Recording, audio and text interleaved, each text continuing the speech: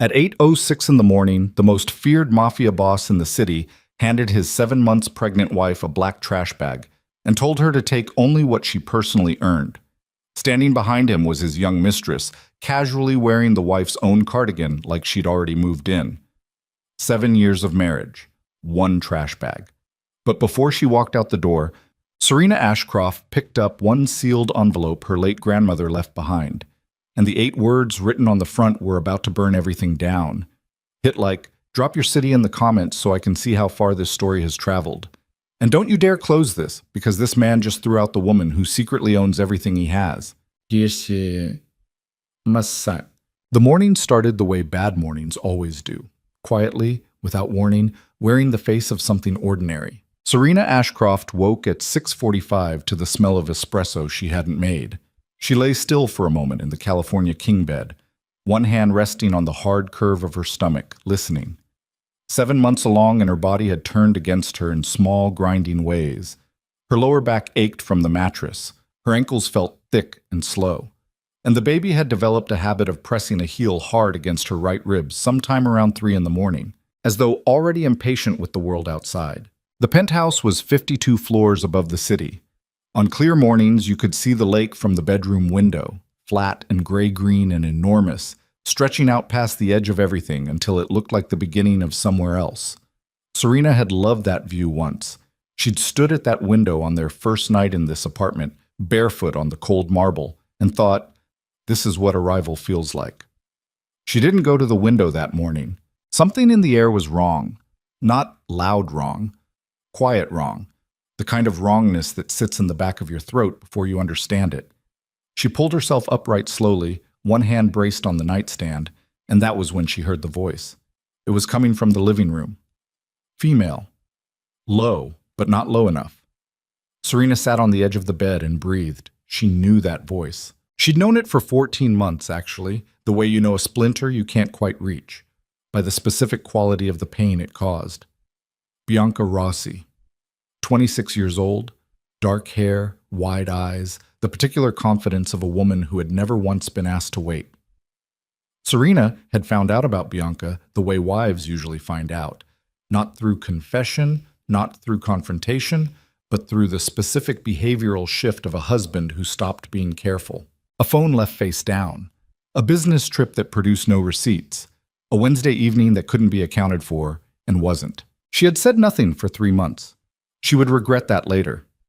Not the silence itself, the reasons behind it.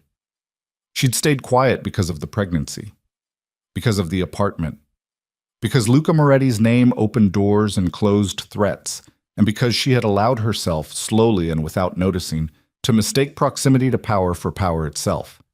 That was the error she would spend the next year repaying. She stood up, steadied herself, and walked toward the living room in bare feet on cold marble. Bianca was standing at the kitchen island, wearing a pale gray cardigan with the sleeves pushed up to her elbows, holding a mug of espresso with both hands. Serena's cardigan, the one she'd bought in Milan 3 winters ago, the one with the small moth hole near the left cuff that she'd always meant to have repaired and never did.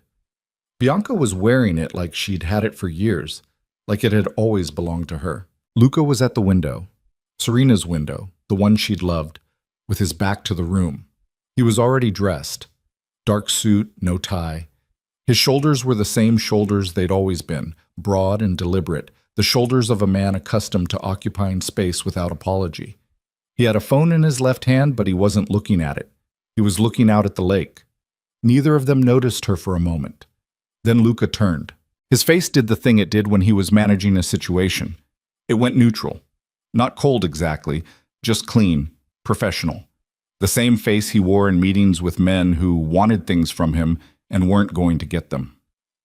"You're up," he said. "I am," Serena said. Her voice came out steadier than she expected. She was grateful for that, the way you're grateful for small mercies when larger ones have stopped arriving. Bianca didn't move, didn't put down the mug, just shifted her weight slightly and looked at Serena with an expression that hovered somewhere between sympathy and satisfaction. The look of a woman who had won something and was generous enough not to say so out loud. "We need to talk," Luca said. "Okay," Serena said. She didn't sit down. Standing felt important. Luca came away from the window. He stopped a few feet from her and put his phone in his jacket pocket, and then he looked at her. Really looked at her. And she watched him do the math she'd watched him do 100 times in business, the calculation of cost versus outcome, the measuring of resistance. "This isn't working," he said. "You know it's not working. It hasn't been working for a long time." Serena looked at her cardigan on Bianca's body. "Define a long time," she said. "Serena, Musain, no, I'm asking. Define the timeline you're working with, because from where I'm standing, 7 years of marriage and 7 months of pregnancy seems like a fairly specific context for a long time." Luca's jaw tightened. "Don't do this." "Do what?" "Make it complicated." Something moved through her chest then. Something she couldn't name exactly. Somewhere between grief and fury, occupying the same space, pressing against each other like tectonic plates. She breathed through it. The baby shifted against her ribs. "It's already complicated, Luca." He reached somewhere. She didn't see where. She was still looking at Bianca. And when she turned back, he was holding a black trash bag, one of the heavy-duty ones from under the kitchen sink. He held it out toward her with one hand, the other in his pocket, casual, the way you'd offer someone a glass of water. "Take what's yours," he said, "what you personally earned. Everything else stays." Serena looked at the bag. She looked at it for what felt like a very long time, though it was probably 3 seconds. "That's a trash bag," she said. "It's practical. I've lived in this apartment for 4 years. And it'll all be here when the legal process is done," he said. "But right now, today, I need you to go. I have a lawyer who can explain the separation agreement. There's a temporary injunction." "There's no injunction." "Serena, show me the paperwork." Luca's eyes went flat. "Don't push this. Show me the actual paperwork with an actual judge's signature, or don't wave a legal term at me like I'm supposed to flinch." Her voice was still steady.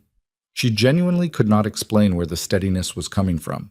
Some part of her that had been waiting for this, maybe. Some part that had been quietly preparing without telling the rest of her. "I went to school, Luca. I know what an injunction looks like, and I know it requires a court order. And I know you don't have one because you decided to do this at 8 in the morning on a Tuesday without any notice because you thought I'd just go." Bianca set down the espresso mug. The small sound of ceramic on marble was loud in the silence. "Maybe," Bianca said quietly, "this would be easier if—" "Don't." Serena turned to look at her fully for the first time. "Don't speak. This isn't your conversation." Bianca held her gaze for a moment, then looked away. A small victory. Serena cataloged it and moved on. Luca stepped forward. Not threatening. He wasn't a man who needed to be physically threatening. He had people for that, infrastructure for that, but close enough that she had to look up at him, which she suspected was intentional. "The building is in my name," he said. "The accounts are in my name. The cars are in my name. You want to fight this in court? That's your right, but you'll be doing it from somewhere else, because this address, this apartment, is mine, and I need you to leave it today." Serena didn't look away from him. She was measuring something. Not him. She'd already measured him, had finished that accounting sometime in the past 3 months and arrived at a number she didn't like. She was measuring herself, measuring what she was about to do and whether she could carry the weight of it. "Fine," she said. Luca blinked. He'd expected more resistance. She could see it in the slight recalibration of his expression, the almost imperceptible reset of his posture. "Fine," he said. "I'll take what's mine." She reached out and took the trash bag from his hand. The plastic was cold. She held it at her side. "And I'll go." She turned and walked back toward the bedroom. Her hands were shaking now. Finally, they'd held out admirably, and now they were done holding out. And she pressed them together as she walked, the bag crumpling between her fingers, trying to keep the trembling from moving up her arms into her shoulders. She stood in the bedroom doorway for a moment and looked at the room. 4 years. 4 years of sleeping in this room, of waking up to the lake, of lying awake at 3 in the morning, listening to a man breathe beside her, and wondering when it had started going wrong and which moment she could have grabbed onto if she'd only been paying better attention. 4 years of hanging her clothes in that closet, of keeping her books on that nightstand, of sitting at that small vanity table with the good light and doing her makeup and looking at herself and trying to figure out who exactly she was becoming. She walked to the closet. She was practical about it. Deliberately, clinically practical. She took 3 changes of clothes, the ones she'd bought herself before the marriage with money she'd earned at the architectural firm where she'd worked for 2 years before Luca had convinced her, gently, lovingly, with impeccable logic, that his life required a full partner, not a part-time wife. She took her personal documents from the fireproof box on the top shelf. Her passport, her birth certificate, her university degrees, a folder of bank records from her own account. The small one Luca didn't know about because she'd opened it 4 years ago on a Tuesday afternoon when some quiet alarm had gone off in her chest that she hadn't yet understood. She took her laptop. She took the small silver watch her mother had given her at graduation. And then she saw the envelope. It was sitting on the nightstand on her side of the bed, which was strange because she didn't remember putting it there. And then she remembered. She'd brought it up from the storage unit 3 weeks ago when she'd been reorganizing, found it in a box of her grandmother's things, and meant to open it and kept not opening it. She'd placed it on the nightstand intending to read it that night. And then she'd been tired. And then the next night she'd been tired again, and it had just sat there. Her grandmother's handwriting on the front. Small, precise letters. The handwriting of a woman who had been meticulous about everything. 8 words. Open this when they make you feel homeless. Serena stood very still. The shaking in her hands stopped. Not because she calmed down. She didn't calm down. But because something else moved in to occupy the space where the shaking had been. Something that felt, unexpectedly, like the structural sensation of a foundation. Something solid beneath the floor she was standing on. She picked up the envelope and put it in the trash bag. Then she walked out of the bedroom, through the living room where Luca was on his phone now, and Bianca had moved to the couch, one leg folded under her, scrolling through something on her own phone as though this were any ordinary morning. And Serena walked past both of them without a word and pressed the elevator button and waited. Luca looked up from his phone. "The building management will want a forwarding address," he said, "for mail." Serena looked at him. "I'll handle my own mail," she said. The elevator doors opened. She stepped inside. She faced forward. She watched the doors close on the living room, on Bianca's borrowed cardigan, on the window with the lake view she had loved, on the face of the man who had decided she was worth a trash bag. The elevator descended. 52 floors. Serena stood in the center of the elevator car, one hand on her stomach, one hand holding the crumpled black bag, and she counted her breaths the way her doctor had told her to when the anxiety got bad. In through the nose, 4 counts, hold 2, out through the mouth, 6. In through the nose, hold, out. She made it to the lobby. The doorman, Marcus, who had worked the morning shift for 3 years, who knew her coffee order, who had once helped her carry groceries when her back had been bad in her 2nd month, looked up from the desk and then quickly looked away. He knew. Of course he knew. In buildings like this, everybody knew. Serena walked to the seating area by the window facing the street. 2 low chairs and a small table, the kind of furniture designed to suggest you were welcome without encouraging you to stay. And she sat down. She sat there for a moment with the trash bag at her feet and the city going about its Tuesday outside the glass, people in coats walking fast with coffee cups, a delivery truck double parked, a woman in yellow hurrying across an intersection against the light. Then she took the envelope out of the bag. She broke the seal. Her grandmother had used 2 layers of tape, the careful, thorough redundancy of a woman who wanted things to stay closed until it was the right time for them to open.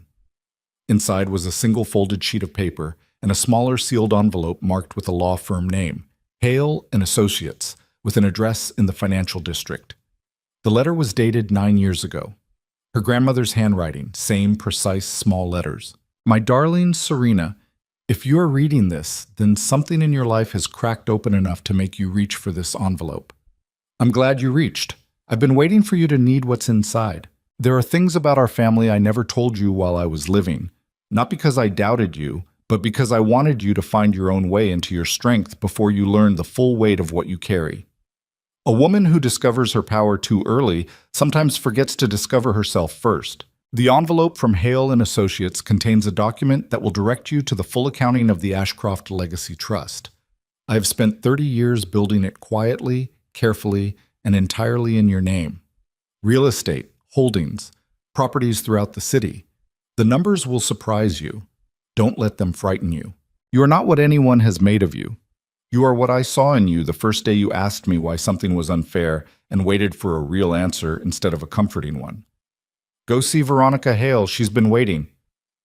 With all my love, Grant Serena read it twice.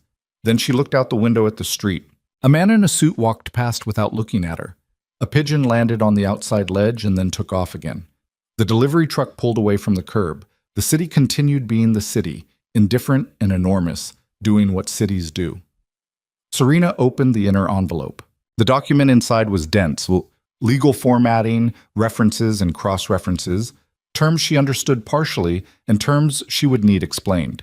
But there were numbers in it, and those numbers were not ambiguous, and she sat with them for a long time. Then she put everything back in the outer envelope, very carefully, folding the letter with the same precision her grandmother had used, and she sat with her hands in her lap and her stomach pressed forward, and her future arranged itself in front of her in a shape she had not previously imagined. She pulled out her phone and called the number from the Hale & Associates envelope. It rang twice. Hale & Associates, good morning. My name is Serena Ashcroft, she said. I'd like to speak with Veronica Hale. A brief pause. May I ask what this concerns? The Ashcroft Legacy Trust, Serena said. I'm the heir. I'd like to come in today. Another pause, longer this time. When the voice came back, it was different, more careful, more precisely calibrated. Ms. Ashcroft, Ms. Hale has been expecting your call. How soon can you come in? Serena looked up at the ceiling of the lobby, at the crystal fixture above her, the architectural details she'd once admired without knowing who had paid for it, without knowing who owned the building it hung in. Give me an hour, she said. She ended the call. Marcus was watching her from the desk. When she looked at him, he looked away again, then looked back, then seemed to make a decision. He crossed the lobby to her. Mrs. Moretti, he said, and then corrected himself. Ms. Ashcroft, do you need a car? She thought about this. Yes, she said. Not from the building account. I'll pay for it separately. I'll call you a car, he said. On me. She looked at him. His face was doing something careful and kind, the face of a man who had watched something happen that he couldn't intervene in and was finding the small adjacent way to matter. Thank you, Marcus, she said. He nodded and went back to the desk. Serena sat with the envelope in her hands and the trash bag at her feet, and the baby pressing steadily against her ribs, and thought about her grandmother, about a small woman in a large kitchen who had always answered questions with real answers, who had smelled like lavender hand cream and strong coffee, who had looked at Serena when she was 9 years old and crying over some injustice and said, "The feeling you're having right now, keep it. Don't smooth it over. That feeling is going to be useful someday. Keep it." She had kept it.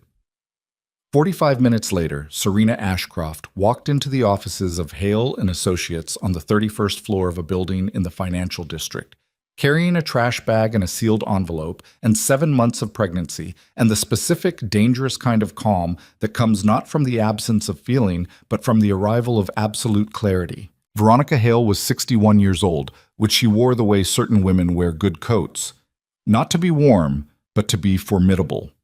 She had silver hair cut close, dark eyes behind steel-framed glasses, and the particular stillness of someone who had spent decades in rooms where everything depended on saying the right thing at the right time, and had learned to treat silence as a resource rather than a void. She came around from behind her desk when Serena was shown in. She didn't extend a hand immediately. She looked at Serena, at all of her, the trash bag, the pregnancy, the set of the jaw, the eyes, and what moved across her face was recognition, not surprise. "Sit down," she said, not unkindly, with the tone of someone who understood that the standing had already been done and the sitting was now appropriate. Serena sat. Veronica sat across from her, not behind the desk, in one of the client chairs, and folded her hands in her lap. "Your grandmother told me this day would come," Veronica said. "She described it to me in some detail, actually. She said you'd probably be wearing something you hadn't chosen for yourself." She glanced at the trash bag. I assumed she meant metaphorically. She was often metaphorical. She wasn't, Serena said. This time, literally a trash bag.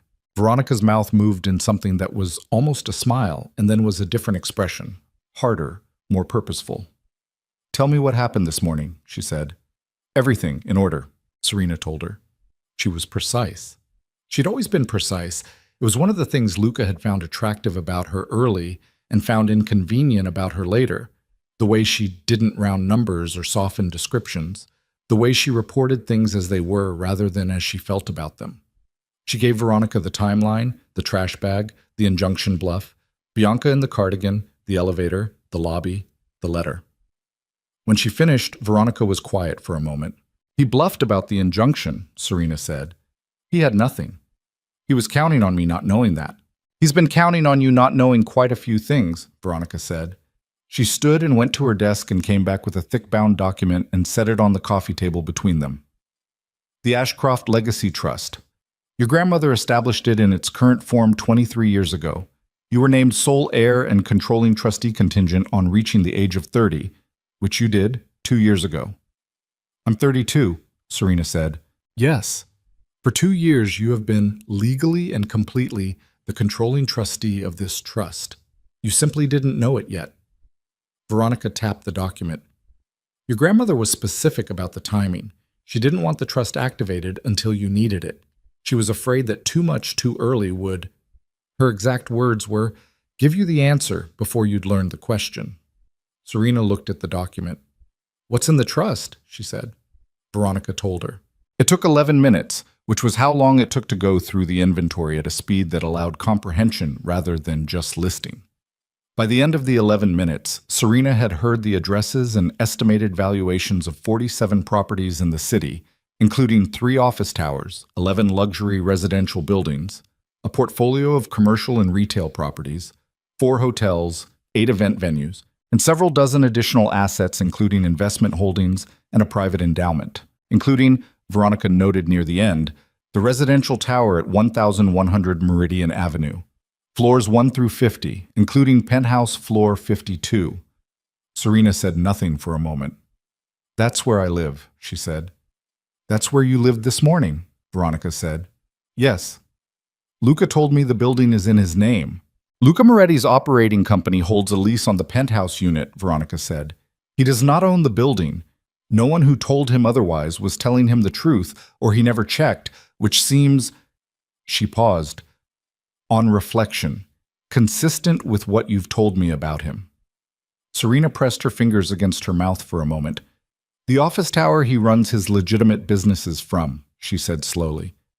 Is there any chance—" 540 West Commercial, Veronica said. "Yes, Ashcroft Trust property." The room was very quiet. "His mother has boutiques," Serena said. 3 locations. She's been expanding. She just opened one on Ashford Row. "All Ashford Row retail is trust property," Veronica said. "The boutiques operate on renewable annual leases." "The Empire Builder Gala," Serena said. "He's receiving an award next month. He mentioned the venue." "The Meridian Grand Ballroom," Veronica said. "Ground floor of the building you woke up in this morning." Serena looked at her hands. She turned them over in her lap, her palms. She thought about all the things these hands had done in this city. The dinners she'd cooked in that penthouse kitchen, the events she'd organized for Luca's business relationships, the careful navigation of his world with its unspoken rules and its invisible hierarchies, and its absolute requirement that she be present without being noticed, supportive without being recognized, adjacent to power without possessing any. She thought about the years she'd spent being the right kind of quiet. "I want to understand something," she said, "before we talk about next steps. My grandmother, she built all of this deliberately. She kept it from me deliberately. She knew I'd married Luca. She came to the wedding. She knew what his world was." "She knew," Veronica confirmed. "And she let me stay in that marriage without—" "She made a choice," Veronica said carefully. "I disagreed with it, for the record. I told her more than once that you should know. Your grandmother was one of the most brilliant and stubborn people I have ever had the privilege of knowing, and she had a theory about strength that I found compelling, even when I found it difficult." "What was the theory?" Veronica looked at her for a moment. "That a woman who escapes because she has resources is grateful," she said, "and a woman who survives because she discovers her own capacity First, before the resources, is unbreakable. Serena absorbed this. She wanted me to choose to leave before she gave me a reason, Serena said. She wanted you to know the difference between leaving because you had to and leaving because you decided to, Veronica said. I think she underestimated how long it would take. I think she would be sorry about that, if she could tell you. Serena looked out the window. The city from the 31st floor looked different than from the 52nd. Lower, more at eye level, more like something you were inside rather than looking down at. She preferred it, she realized. She'd always been more comfortable at eye level. Okay, she said. She turned back to Veronica. Tell me what we can do, and in what order, and how long each piece takes. Veronica Hale opened the bound document to the first tabbed section, and something in her posture shifted. Forward, precise, engaged, the posture of a woman settling into the thing she does best. The trust's immediate legal standing is unambiguous, she said. Your identity as trustee can be documented and registered within 48 hours. Thereafter, all lease and tenancy matters fall under your authority as controlling trustee. The Moretti Operating Company's penthouse lease contains a standard termination clause, 30 days notice with verified cause, or 60 days without cause. What counts as cause? Serena asked. Unauthorized subletting, unauthorized occupants not named in the lease agreement. Veronica's voice was level. If, for example, there is currently an individual residing in the penthouse unit who is not named in the Moretti Operating Company's lease agreement, there is, Serena said. Then we have cause. Serena nodded slowly. I want to be clear about something, she said. I'm not doing this out of anger. Veronica looked at her. I'm saying that because I want to make sure we do this correctly, Serena continued. Completely. Thoroughly. Every step legal, documented, unimpeachable. I don't want this to be a revenge story. I want it to be a property story, a business story. I want every single thing that happens next to be boring and legal and utterly undeniable.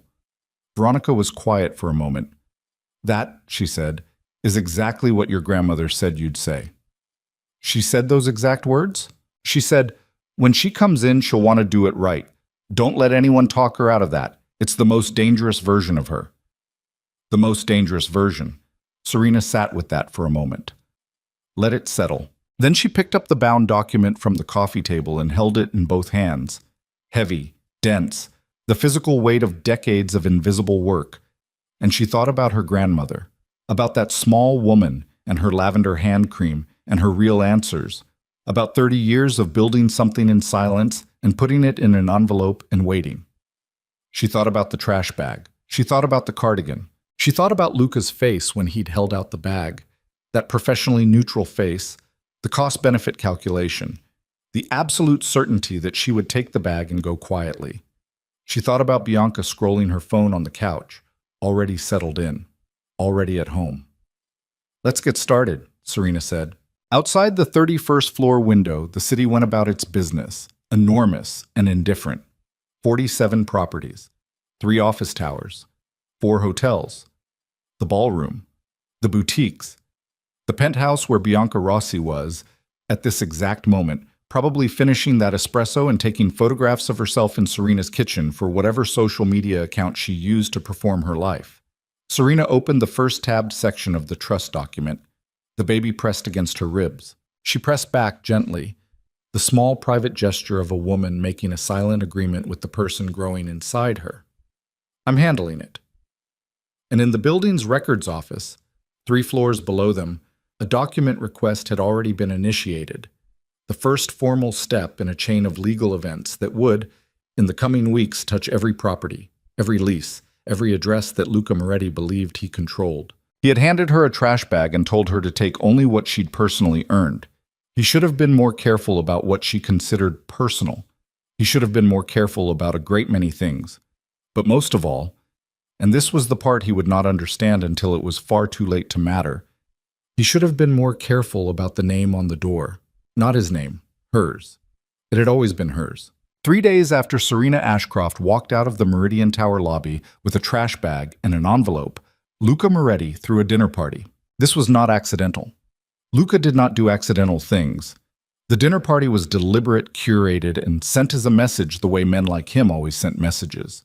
Through the performance of normalcy, through the demonstration that nothing had changed, that he remained exactly who he had always been, that the reorganization of his private life had been as smooth and controlled as everything else he touched. He invited 11 people, business partners, 2 city council members whose campaigns he had contributed to, the editor of a lifestyle magazine that had featured him twice, and Bianca's older sister, which was either a gesture of welcome or a warning shot depending on how you read it. He had the penthouse catered, same company he'd always used, the one with the Michelin-trained chef who knew how Luca liked his lamb, same florist, same wine allocation. The table was set for 12. The view over the city was the view it always was, and Bianca sat at the far end of the table in a green dress that cost more than most people's monthly rent, and laughed at the right moments, and touched Luca's arm when she made a point, and the whole evening proceeded with the surface tension of something that had been engineered rather than lived. Serena knew about the dinner party because Bianca posted photographs of it. This was the thing about Bianca Rossi. She was very good-looking and very confident and genuinely clever in certain specific ways, but she had grown up in an era that had taught her that existence required documentation, and she documented everything. The table setting, the view, her own reflection in the window with the city lights behind her, a candid shot of Luca laughing at something, the composition just slightly too considered to be accidental. The caption on the last one read, "Some nights just feel like home." The post got 4,000 likes by midnight.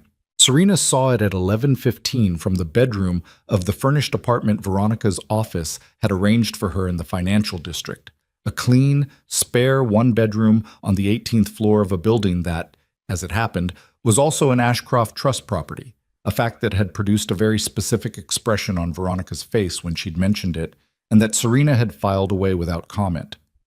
She looked at the photograph for a long time. The view in the background was her view. The table in the midground was her table. The candles casting that particular warm light were the same candles she'd bought at the shop on Mercer Street because Luca liked the way they didn't drip. She put her phone face down on the nightstand. Then she picked it up again and screenshot the post. Not out of emotion, out of the cold organizational instinct that had been running quietly under everything since the morning in Veronica's office, when the shape of what she was doing had become clear to her. Every public post, every tag, every time stamp.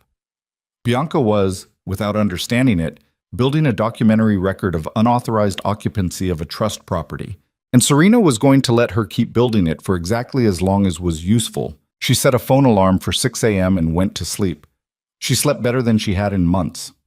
Across the city, in the penthouse that would not be the penthouse much longer, the dinner party was winding down.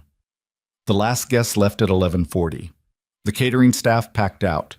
Bianca kicked off her heels at the kitchen island and poured herself the last of the Barolo and stood at the window looking at the city the way Serena used to stand at that window looking at the city. "She's going to do something," Bianca said. Luca was loosening his tie. He didn't look up. "No, she won't." "You don't know that. I know Serena." He pulled the tie free and dropped it over the back of a chair. "She'll hire a lawyer, the lawyer will negotiate a settlement, we'll sort out custody arrangements, and in 3 months this will be a paperwork process. She's not—" He paused, reaching for the word. "She's not built for war." Bianca turned from the window. "Every woman is built for war when you've given her enough reason." Luca looked at her then. Something moved in his face, not worry exactly, the closest his face ever got to worry, which was a very faint tightening around the eyes, a micro-expression he'd have denied if confronted about it. "You don't need to manage this," he said.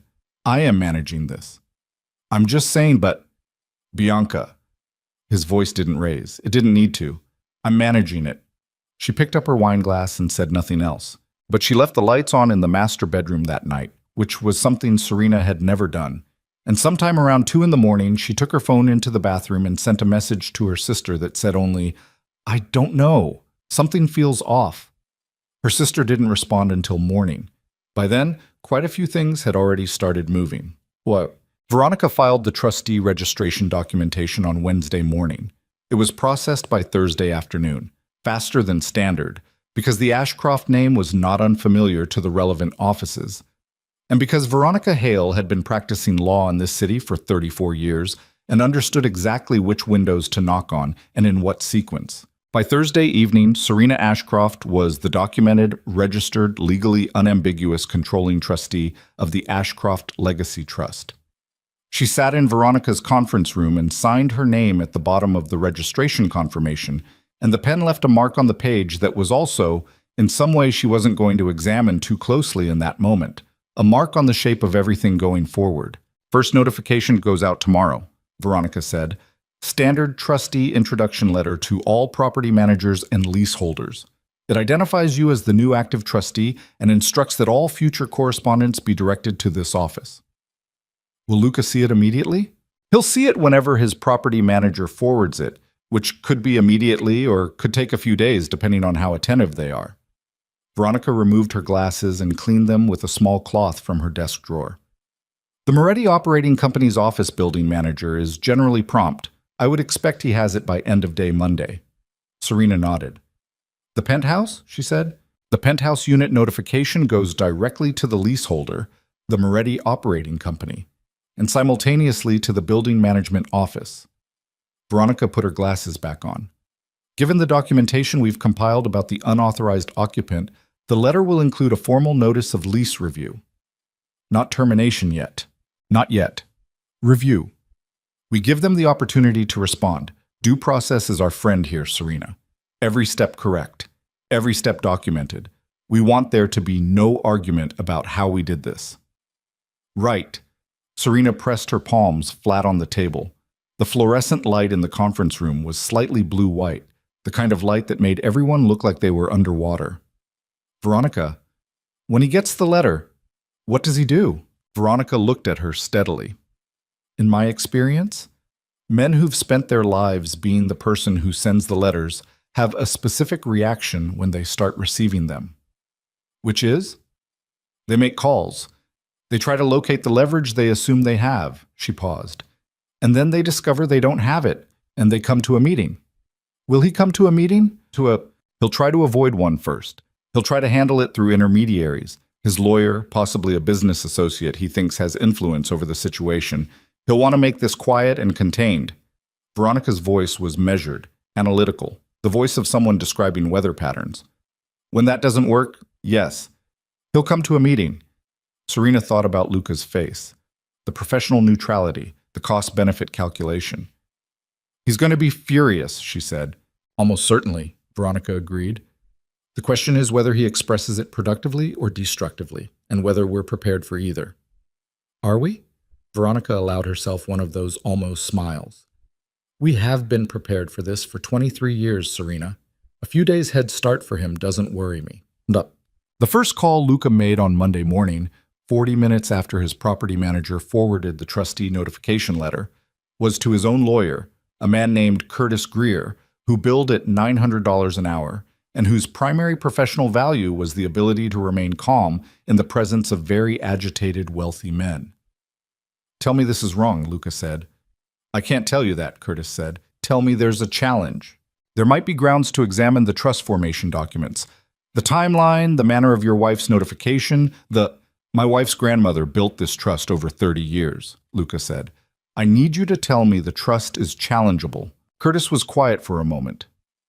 Luca, if the trust documentation is clean, and trusts of this age and specificity usually are, the challenge will be expensive, time-consuming, and unlikely to succeed. The more productive question is what you want to accomplish, because if you want the penthouse, I want to know how I didn't know, Luca said. A different kind of quiet. That's not a legal question, Curtis said carefully. No, Luca said. It's not. He ended the call and stood at the window of his office, the office in the tower at 540 West Commercial, which the letter had also identified as Ashcroft Trust property, a detail that had produced a sensation he was not going to name because naming it would mean acknowledging it, and looked at the city and did the math that he'd been avoiding since the letter arrived. Every address. He'd built his operation across the city over 15 years, the legitimate layer, the businesses, the properties, the event venues, the retail partnerships, had been his foundation, the clean face of a structure that had other, less photographable components. He'd been meticulous. He'd checked ownership records on key acquisitions. He'd had lawyers verify leases before signing them. Except the buildings he'd moved into had been referred to him in several cases by a commercial real estate broker named Gerald Foss, who had been recommended by, Luca thought further back than was comfortable, by his own father-in-law, who was the husband of Margaret Ashcroft, who was Serena's grandmother. He put his hand flat on the window glass. Cold. The glass was always cold this high up. He had moved into buildings referred to him by his wife's grandmother. He had signed leases in buildings that his wife's grandmother owned. For 15 years, the woman had been his landlord, and he hadn't known. He took his hand off the glass. He turned away from the window. His chest felt tight in a way that had nothing to do with his heart, and everything to do with the specific physical sensation of being outmaneuvered in a way he was only now understanding. He called Bianca. "Did you know?" he said when she answered. "Know what?" "About her family's properties. About the trust." "Luca, I've known Serena for 14 months, mostly at a distance. I didn't know anything about—" "Not you. Anyone. Did anyone ever mention the Ashcroft family holdings to you?" "No." A pause. "Should they have?" He didn't answer that. "Luca," Bianca's voice shifted. "How bad is it?" "It's manageable," he said, which was what he said when things were bad. A silence. "What does that mean?" she said. "It means I need to make some calls. I need you to stay off social media today." "What? Why?" "Because I'm asking you to." Another silence, longer. "You're scaring me." "I'm not trying to scare you." He was moving now, back to his desk, opening his laptop, pulling up the property records he should have pulled up 16 years ago before he'd ever signed anything. "I'm trying to get in front of something." "In front of what?" "Bianca." His voice went flat. "Stay off social media. Today." She didn't answer. He looked at the screen and started reading, and the reading confirmed what the letter had suggested, and the confirmation produced a sensation he hadn't experienced since he was 23 years old and had made a serious error and understood all at once the full scope of what the error would cost him. He hadn't felt it since. He had been very careful for a very long time not to feel it again. Serena had been in this city for 7 years. He'd known her for 8. He had spent 8 years being careful about everything except her. Bianca posted 3 times that day. A morning coffee photograph, a midday view from the penthouse terrace, a short video of the city at dusk from the same terrace, her voice narrating something light and inconsequential about autumn light, her face tilted up into the wind. Each post was time-stamped. Each post was geotagged. Each post placed her, with legal specificity, inside a property that Serena's trust had just formally identified as subject to lease review. Serena's phone collected them. She was eating lunch at a small cafe near Veronica's office, soup because her back hurt and cold food wasn't appealing, when the third post came through and she looked at it and thought, Veronica was right about due process, but due process doesn't require patience with deliberate provocation. She called Veronica. "She's still posting," she said. "I see it," Veronica said. "I have someone monitoring." "Every post is dated and geotagged from the penthouse." "Yes? That's not accidental." "Probably not," Veronica said. "She may have been advised to establish presence, or she may simply not understand what she's doing." A brief pause. "It doesn't matter which. The effect is the same." "What's the next step?" "The lease review notice was delivered this morning. The Moretti Operating Company has 7 business days to respond." Veronica's voice was steady as pavement. "If the response attempts to legitimize the current occupant's presence, we move to formal lease review proceedings. If there's no response, we treat silence as non-compliance." "And Bianca? If she continues to document herself residing in the property during active lease review, that documentation becomes part of the case file." A pause that felt almost like satisfaction. "She's doing our work for us, Serena." Serena looked out the cafe window. A woman pushed a stroller past. A man argued with his phone. The city ran its ordinary Tuesday operations. "Veronica," she said, I want to move faster." "We're moving at the correct speed." "I know. I'm not asking to cut corners. I'm asking—" She stopped, reformulated. "Is there anything that can be accelerated without compromising the process?" Veronica was quiet for a moment. "There is one thing," she said. "The Empire Builder Gala. It's 6 weeks out. The venue contract is a trust property. And the venue contract is in the name of the award organization, not Moretti personally. But the award committee has a formal notification process when venue ownership changes hands. Serena put down her spoon. They'd have to be notified, she said slowly, as a courtesy, standard procedure. And when they're notified, the committee then makes their own determination about whether the context of the award presentation has materially changed in any way that affects their process. Veronica's voice was measured, precise, containing nothing she hadn't chosen to put there. That determination is entirely theirs, not ours. Serena sat very still. The cafe made its small cafe sounds around her. The machine, the murmur of other conversations, the door opening and closing, the regular, ordinary texture of an afternoon. Send the notification, she said. Standard procedure, Veronica confirmed. I'll have it drafted by this afternoon. Serena ended the call.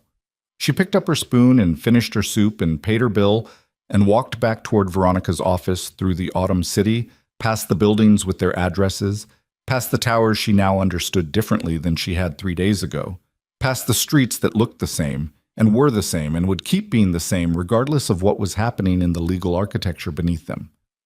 Her phone buzzed. A text from a number she didn't recognize. We need to talk. L. She stared at it for half a block. Then she kept walking and typed back, have your attorney contact Veronica Hale's office to arrange a meeting. 3 seconds. That's not how we do things, Serena.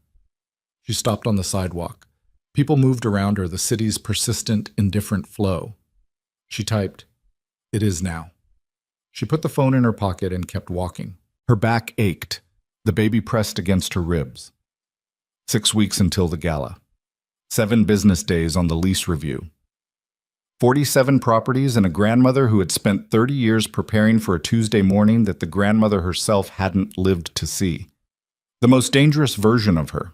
She turned the corner onto Financial and went up to the 31st floor and sat back down across from Veronica Hale and opened the trust document to the section she hadn't finished reading on Thursday, and she read it. And on Friday morning, when Luca Moretti's lawyer called Veronica's office to request an informal conversation about the trust notification, Veronica's assistant told him that Ms. Hale would be available for a formal meeting on Tuesday and that all agenda items should be submitted in writing by end of day Monday. The lawyer called back twice more that day. Veronica did not take either call. And that Sunday evening, Bianca Rossi went live on Instagram from the penthouse terrace. 7 minutes of Kanashiet. 3,000 viewers at peak. The city lit up behind her while she talked about the view and her life and something vague about new beginnings, and she was midway through a sentence about how some spaces just hold the right energy when her phone lit up with a notification that stopped her mid-word. And the 7-second pause before she recovered was clipped and saved by 14 different accounts and uploaded to 3 different platforms before midnight. It was a notification from her brand management representative. One of her major sponsors, a luxury skincare company whose contract represented 30% of her annual income, had sent a preliminary inquiry about a morality clause in her existing contract, specifically around association with properties under active legal dispute. Someone had sent them the lease review documents. Someone had sent them Bianca's own geotagged posts as supporting evidence. The live stream ended 12 minutes early. Bianca called Luca immediately after. He didn't answer the first time, or the second. When he answered the third call, his voice was the voice it became when he was past the point of performance, flat and stripped and carrying the specific weight of a man who had run the numbers and arrived at a total he didn't like. I need you to come home, Bianca said. Her voice had lost its usual register. It sounded younger, uncertain. Luca, I need you to come home right now. I'm in a meeting. You're always in a meeting. I just got a message from my brand rep about a morality clause, and I have no idea what that means, but it doesn't sound... It means Serena's moving faster than I expected, he said. A silence. What do we do? Bianca said. And for the first time in 15 years of operating in a city where he had always known what to do, Luca Moretti did not have an answer ready. The silence stretched. In Veronica Hale's office on the 31st floor, the notification confirmations had come in through the afternoon. The award committee, the sponsor contact, the building management correspondence. each one a tile in a mosaic that was becoming, slowly and legally and with absolute documentation, a picture that could not be argued with. And in the furnished apartment on the 18th floor of a building whose lobby she now knew was hers, Serena Ashcroft sat at the small dining table with the trust document and a yellow legal pad and a glass of water and wrote down, in her precise handwriting, the next 7 steps. She did not feel triumphant. She felt something closer to the sensation of load-bearing, of having weight distributed across her correctly at last, the right kind of pressure in the right places, her body finally arranged around something true. The baby kicked. Once. Definitive. She pressed her hand against her ribs and looked at the list she'd written and thought about her grandmother standing in a large kitchen, smelling of lavender and coffee, building something invisible for 30 years, waiting for the right Tuesday. The feeling you're having right now? Keep it. She kept it. And 3 floors below the penthouse she no longer lived in the building management office that had just received the formal trustee notification requiring acknowledgement and response. A junior administrator printed out the letter, looked at the name on it, and the junior administrator's name was Paul Devlin.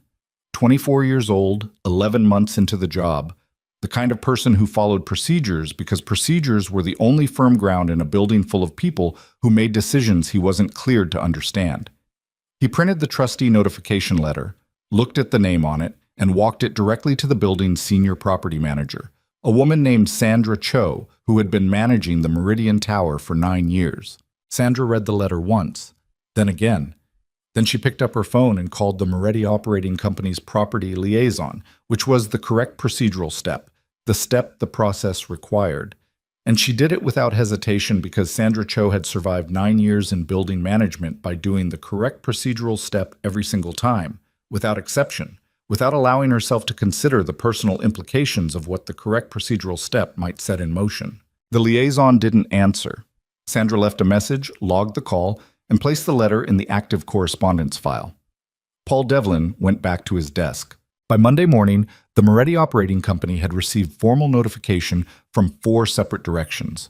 The building management letter, the lease review notice from Hale & Associates, the trustee registration confirmation forwarded by the City Records Office, and a brief informational correspondence from the Empire Builder Gala Committee, noting a change in venue ownership and requesting confirmation of the event contract under the new trustee administration. 4 letters, 4 different envelopes, 4 different return addresses, all pointing, with quiet and absolute consistency, toward the same name. Luca read them in his office in the order they'd arrived. He read them slowly, which was not how he usually read things. He was a fast reader by nature, fast processor, fast reactor, the speed of a man who had learned early that hesitation was a form of surrender. He read these slowly because speed wouldn't help and he knew it, because this was not a situation where reacting quickly gave you an advantage, because this was a situation where the advantage had already been established, weeks or months or possibly years before this Monday morning, and all the speed in the world wouldn't change the geometry of it. He finished the 4th letter. He put it down on the desk next to the other 3. He looked at the 4 of them arranged in a loose row and thought about the specific sensation he'd had at the window on Friday, the one he hadn't named. He named it now because there was no longer a reason not to. Humiliation, not defeat. Defeat was clean. Defeat was something that happened between equals in a contest where the rules were known. This was humiliation, which was different. Humiliation was what happened when you discovered that the contest had been happening for years before you understood you were in it, and that you had been losing it the whole time without knowing. He picked up his phone and called Curtis Greer. "I need the full picture," he said. "Every property I operate from, every lease, every address. I need you to tell me by tonight which of them are Ashcroft Trust properties." A silence. "Luca," Curtis said carefully, "I've already started that review." "And?" Another silence, longer, the kind of silence that was itself information. "How many?" Luca said. "I want to verify before I—" "Curtis, how many?" The number Curtis gave him was not the number he'd expected. It was larger. It accounted for properties he'd been operating from for over a decade, addresses that felt like foundations, addresses that had been part of the structure of his life in this city for so long that he'd stopped thinking of them as leased and had started thinking of them, without ever articulating it, without ever examining the assumption, as his. He ended the call. He sat in the office for 23 minutes without moving. Then he called Serena. She didn't answer. He called again. On the fourth call, she picked up, and her voice was what it had been in the lobby of the building. Steady, uninflected, the voice of someone who was not performing calm because they had arrived somewhere past the need for performance. "I'm in a meeting," she said. "You're not in a meeting, Serena. My attorney has requested that all communication go through." "I know what your attorney requested." He heard his own voice, the flatness of it, the stripped quality, and recognized it as the voice he used when he was out of moves and knew it. "I'm not calling to negotiate. I'm calling because I want to understand something." A pause. "I'm listening," she said. "Your grandmother," he said. "When did she start doing this? The trust? The properties? How far back does this go?" A longer pause. "Why does that matter?" Serena said. "Because I want to know how long I've been walking around in a building someone else owned without knowing it," he said. "Because that is apparently a thing that happened, and I need to understand the timeline of it."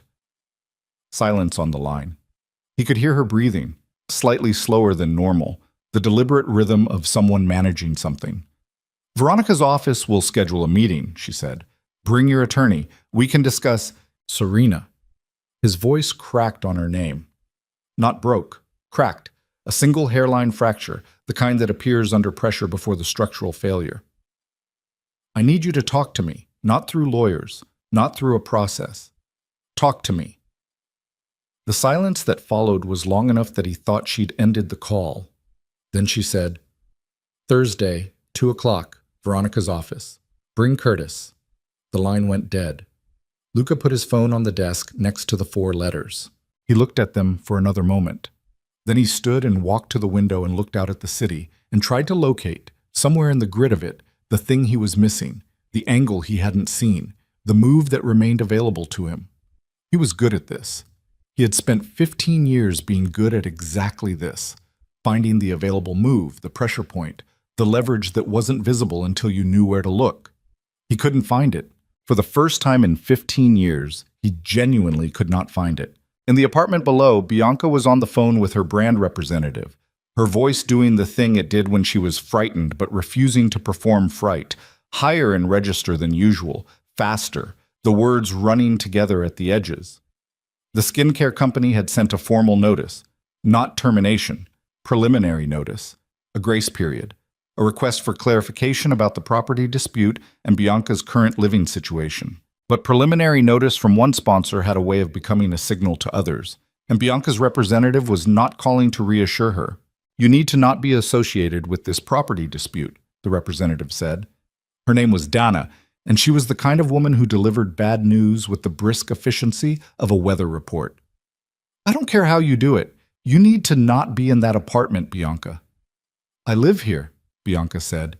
"You're staying there. That's different, and right now staying there is costing you."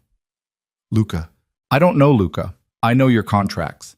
And 3 of them have morality or association clauses that this situation is bumping against." Dana's voice was not unkind. It was also not kind. It was surgical. "You need to make a decision about what you're prioritizing." Bianca ended the call and sat on the edge of the bed, her side of the bed, the side that had been Serena's side, and looked at the room and thought about the word prioritizing and what it meant in the context of a decision she had not previously understood she would have to make. She pulled up Serena's Instagram. Serena hadn't posted in 11 days. Her last post was from before everything, a photograph of autumn leaves in a park, captioned with nothing. 412 likes. Before the building notification letters, before the trustee registration, before any of it, just a woman posting a picture of leaves in a park with nothing to say about them. Bianca stared at it for a long time. Then she did something she would not tell Luca about for several days. She sent Serena a direct message. It said, "Can we talk?" Just us. No lawyers. She stared at what she'd written. Then she hit send before she could reconsider it and put the phone face down on the mattress and pressed her hands flat against her thighs and sat with the particular quality of silence that follows an action you can't take back. Serena's reply came 40 minutes later. It said, "No, one word, that was all." Bianca picked up the phone, read the word, put the phone back down. She was still sitting on the edge of the bed when Luca came home that evening and found her there and asked what was wrong. And she said nothing, and he accepted the answer because he had his own nothing going on, and neither of them had the capacity for the other one's. They ate dinner in a silence that was not the comfortable kind. Tut. Tuesday came and went without the Moretti Operating Company submitting a written agenda to Veronica's office as requested. Wednesday came. By Wednesday afternoon, Veronica had initiated the formal lease review process, which did not require a response to proceed, only the absence of one within the specified window, and the window had closed. Thursday arrived. Serena put on a charcoal gray dress, one of the three she'd brought in the trash bag, which she had since supplemented at a quiet shop near the apartment, buying 4 things in neutral colors with her own money from the account Luca didn't know about. The dress fit her differently at 7 months than it had when she'd bought it, tighter across the stomach, looser in the shoulders, her body redistributing itself around the new architecture of pregnancy. She stood in front of the bathroom mirror and looked at herself for a moment, not checking her appearance exactly, but taking inventory, the way you check equipment before using it. She looked like herself. She looked tired in the specific way she'd looked tired for the past 3 months, the constant low-grade fatigue of carrying something, the pregnancy, the knowledge, the weight of what was coming. But underneath the tiredness, there was something else now. Something she kept coming back to when she looked in the mirror. A quality she hadn't had a word for until her grandmother's letter had given her one. Unbreakable. Not yet. She wasn't there yet. But she could feel the direction of it. She took a car to Veronica's office. She arrived 8 minutes early. She sat in the conference room with a glass of water and the trust document and waited. Luca arrived exactly on time, which was one of his defining characteristics. Never early, never late. The punctuality of a man who understood that arriving on time was its own form of control. Curtis Greer was with him, carrying a leather briefcase and wearing the careful expression of a lawyer who knew his client was in a difficult position and had already counseled him about how to behave in the next 2 hours. Luca looked at Serena when he walked in. She looked back. There was no version of this that wasn't strange. 8 years. 7 of them married. A person's face after 8 years of knowing it becomes something you don't see so much as recognize. It's just there, part of the furniture of your life, and you stop actually looking at it. Serena looked at Luca now the way she hadn't looked at him in years. The way you look at something when you're deciding what it's worth. He looked tired. She noted this without satisfaction. He looked like a man who had stopped sleeping correctly, which produced a specific quality of attention in his eyes. Heightened, slightly raw, the look of someone operating without the buffer that sleep provides. He sat down across from her. Curtis sat next to him. Veronica sat next to Serena. "Thank you for coming," Veronica said. She said it the way you say things that are formally necessary but carry no actual content. "Let's skip the pleasantries," Luca said. His voice was the stripped-down version. No performance layer. "I want to understand what this looks like going forward. All of it. The timeline, the properties, the lease situations. I want the full picture on the table." "The full picture is in the documents your attorney received on Monday," Veronica said. "I want to hear it from you." "Mr. Moretti?" Veronica's voice was pleasant and immovable. "You have excellent legal representation sitting beside you. This meeting is an opportunity for your counsel and mine to discuss a path forward that works for all parties. It is not an opportunity for informal conversations that could be interpreted differently by different people at a later date." She opened her own folder. "Shall we proceed?" Luca looked at Serena. "Serena," he said. "Don't," she said quietly. "I just want to... Don't use my name like that, like we're having a different conversation than we're having." She kept her voice level. "We're here to talk about the properties and the lease situation. Let's talk about that." Something moved across his face, not the professional neutrality, something underneath it, something less managed, the face he didn't show in meetings. He looked away first. Curtis opened his briefcase. The meeting lasted 90 minutes. It was precise and documented, and at no point did it become the thing Luca had wanted it to become. A human conversation, a negotiation between two people who knew each other, something that could be resolved through the personal rather than the legal. Veronica did not allow it. Serena did not allow it. Every time Luca's language drifted toward the personal, one of them redirected it, gently, firmly, back to the document in front of them. By the end of the 90 minutes, the following had been established. The lease review on the penthouse would proceed. The Moretti Operating Company could submit documentation within 10 days, demonstrating that the current occupancy situation was consistent with the lease terms, or the trust would proceed with formal notice. The office tower lease at 540 West Commercial was not under immediate review, but all future lease renewals would be subject to standard trustee approval. Luca signed the acknowledgement of receipt. Curtis signed beneath him. They stood to leave. Luca paused at the door. Serena was gathering the documents in front of her, not looking at him, her hands methodical and even. "Was any of it real?" he said. She stopped what she was doing, did not look up immediately. "Was what real?" she said. "The marriage. You. The—" He stopped, looked at the door, then back. "I need to know if any of it was real or if the whole time you were just, 'I loved you,'" she said. She said it without looking up, her hands still on the papers, her voice carrying the specific weight of a true statement that has passed through grief and come out the other side without warmth. "For a long time, I loved you. And then you stopped making it possible, and I kept trying to make it possible anyway, which is the part I'm most embarrassed about." Now she looked up. "The trust was my grandmother's. I didn't know about it until the morning you handed me a trash bag. You can believe that or not, but it's true." He looked at her. "Okay," he said. He left. Curtis followed him, and the door closed, and Veronica let the silence sit for exactly 5 seconds before she said, "That went well." "Did it?" Serena said. "Better than expected." Veronica was already making notes. "He's not going to fight the lease review. His lawyer knows the ground isn't there." Serena nodded. She pressed her hands flat on the conference table. Then her phone buzzed. Not a call. A notification. She looked at it reflexively, the automatic response to the buzz, and what she saw on the screen made her go very still. It was a news alert. The headline read, "Ashcroft Trust Dispute. Documents leaked to financial press." She stared at it. "Veronica," she said. Veronica looked up from her notes. Serena turned the phone so she could see the screen. The silence in the room changed quality. Veronica took the phone. She read. She read the article in full, then went back and read the opening paragraph again, and Serena watched Veronica Hale's face do something she had not previously seen it do. It went uncertain.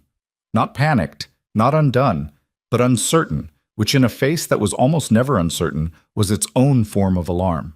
"The trust documents are confidential," Veronica said. Her voice had changed slightly. Precise in a different way. Careful now, picking through what she was saying. "The trustee registration is public record. The specific property inventory and valuation documents are not." "Someone leaked them," Serena said. "Someone with access to the specific documents leaked them, yes." They looked at each other. "Who has access?" Serena said.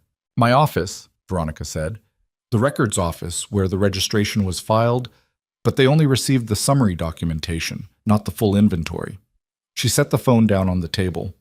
"And the Moretti Operating Company, as named leaseholder, received copies of the trust inventory as part of the lease review notification. Standard disclosure." Serena felt something shift in her chest.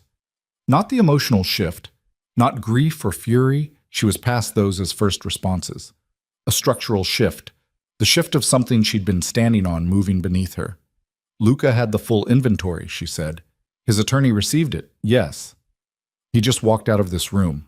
Yes. And this article was published." Serena looked at the timestamp on the notification. 40 minutes ago. The meeting had started 90 minutes ago. 50 minutes into the meeting, while they had been sitting across from each other in this room, while Luca had been signing the acknowledgement of receipt, while Curtis Greer had been arranging his papers with his careful lawyer's composure, someone had released the trust inventory documents to the financial press. Not the public registration.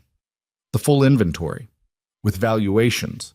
Serena picked up the phone and read the article properly, fully, the way you read something when it matters. The article laid out the Ashcroft Trust's holdings in detailed, specific, entirely accurate terms. It named the properties. It named the valuations. It named the businesses operating from those properties, including Luca Moretti's, but also including 3 other major operators in the city, men who had not known they were on trust properties, Men who would now be receiving calls from their own boards and investors and lawyers asking what exactly their lease exposure looked like. Men who would not be pleased. Men who had, in some cases, significant reach. This isn't just about me, Serena said slowly. This article, the way it's written, it's not targeting me specifically. It's presenting the trust as a disruption to multiple business interests. Yes, Veronica said. Luca has relationships with some of these people. Some of them. Serena set the phone down. He didn't leak this to hurt me, she said. He leaked this to create a coalition. She heard herself say it and felt the shape of it, the specific intelligence of the move, not elegant but effective. The move of a man who knew he'd lost the ground he was standing on and was trying to change the terrain entirely. If all of these business interests push back simultaneously against the trust, it creates pressure I can't absorb from one direction. It distributes the conflict. It makes me the problem rather than him. Veronica was quiet. That is, she said, a reasonable interpretation. Is it wrong? A pause. No, Veronica said. Serena sat with this. She had been careful. She had been thorough. She had been, as she'd told Veronica at the beginning, boring and legal and utterly undeniable. And none of that had been wrong. None of it had been insufficient. But she had been thinking of this as a contained situation. Herself, Luca, the properties, the legal process. And it was not contained anymore. It was public. It was distributed. And the men whose business interests were now named in a financial news article were going to be making calls today, tonight, tomorrow morning, and some of those calls were going to be the kind of calls that Luca Moretti was very good at receiving. Her phone buzzed again. Another notification. Then another. Then her phone began ringing. An unfamiliar number. And then another. And then Veronica's desk phone rang as well. And Veronica's assistant's voice came through the intercom saying that there were 3 calls holding and 2 journalists requesting comment and a Mr. Harrison from the Meridian Business Council asking for an urgent conversation. Serena looked at the phone ringing in her hand. She looked at the window. She thought about this meeting, about Luca's face when he'd asked if any of it was real, about the timing, 50 minutes in, while he sat across from her, someone had released the documents. While he looked at her with his tired eyes and his stripped-down voice, someone on his instruction, or his attorney's instruction, had been sitting somewhere with a phone executing the other half of this morning's plan. He had come to the meeting to buy time. She had given it to him. The phone rang in her hand. Veronica was already on her desk phone, her voice low and crisp, managing the first of the calls with the precise efficiency of a woman who had navigated crises before and understood that the first 60 seconds of a response established the shape of everything that followed. Serena set her phone face up on the table and looked at the ceiling and took one breath, 4 counts in, 2 hold, 6 out, and let herself feel for exactly the duration of that breath the full weight of what had just shifted. Then she exhaled and picked up the phone and She picked up the phone and answered it. The voice on the other end was male, clipped, the voice of a man accustomed to being the one who initiated calls rather than received them. He identified himself as Richard Holt, executive director of the Meridian Business Council, and he did not waste time on pleasantries because men like Richard Holt had learned long ago that pleasantries were for people who needed something, and he did not, at this particular moment, need anything except clarity.